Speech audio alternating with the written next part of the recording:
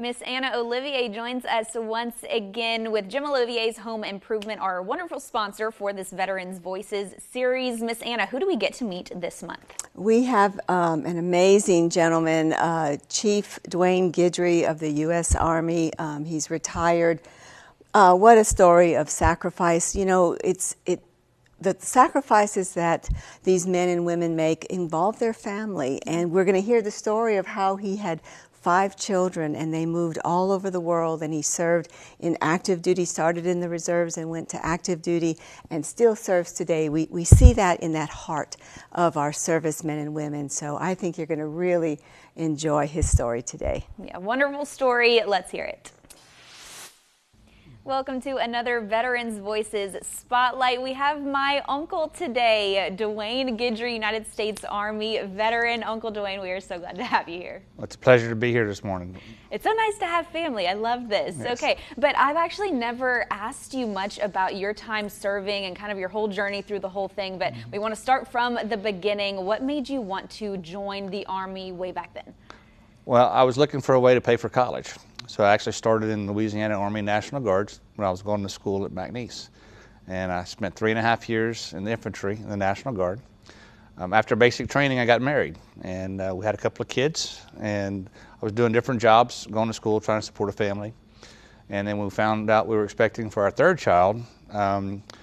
For the benefits of the military, I decided to join Army active duty. I had a great mentor and a Vietnam vet, Jerry Ned, that I had a lot of respect for, and taught me a lot in the National Guard. And so I decided, with the support of my wife, to go active duty. And throughout your time in the Army, you guys traveled a lot, and you moved back home to Louisiana only about 13 years ago. But all that time traveling, what was that like? Any hard times or any good lessons learned, or even good memories that you guys have from that? Some great memories and not so great memories. The veteran of 3 combat tours, and I was in Desert Storm. I started off and we left Louisiana and moved to Fort Devens, Massachusetts, and that was a huge culture shock. Going to Massachusetts for a year, going to school for electronics technician, and we moved over 16 times with 5 children all over the world. Had some great memories of Germany, and you guys got to come visit us when we were in Germany. That was a great time to have family come visit us that we're in Germany.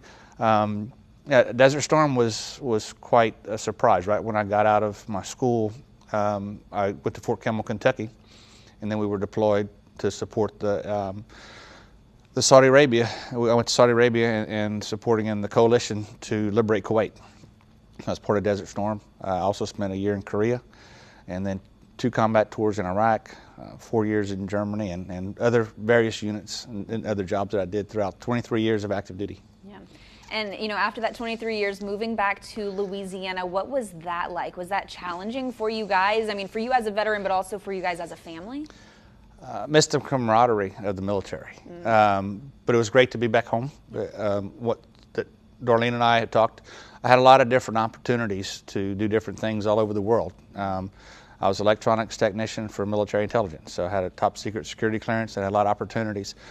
But our goal was to come back home and help our parents, both my parents and Darlene's parents, both from South Louisiana. And so it's been great. My goal was to run for politics, or to get into politics and run for state office. But I had an opportunity come up 4 years ago to become the director for the Southwest Louisiana Veterans Cemetery. And so now I continue to serve in that role, and it's a great honor to do what I do. It's so amazing. So many of our veterans that we see here on this Veterans Voices Spotlight are continuing to serve other veterans in the community. So I love that. We love that. Amazing. And we thank you for joining us today and sharing your story. Well, absolutely. It's been an honor to serve, and thank you for having me. Of course. United States Army veteran Dwayne Guidry for this month's Veterans Voices Spotlight. You guys stay tuned. Next month, we'll have another one for you.